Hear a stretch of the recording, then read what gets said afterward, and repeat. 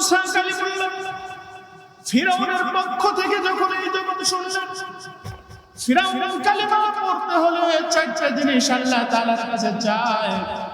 আল্লাহর পয়গম্বর মুসা কালিমুল্লাহ আলাইহিস সালাতু ওয়াস সালাম বলে, ফিরআউন তুমি কোন চারটা জিনিস আল্লাহর কাছে চাও সেই জিনিসগুলো আল্লাহর সঙ্গে আমার আলোচনা করতে হবে। আমার ভাই মুসা কালিমুল্লাহ কি করলেন, ফিরআউনের কাছ থেকে চলে গেলেন তিনি সিনাই পর্বতের মধ্যে।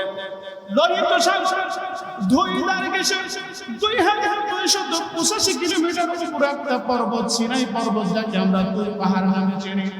আল্লাহর পয়গম্বর মুসা কালিমুল্লাহ চলে গেলেন সিনাই পর্বতের মধ্যে। সিনাই পর্বতের মধ্যে যাইয়া আল্লাহ রাব্বুল আলামিনের সঙ্গে কথা বলে, আল্লাহ গো,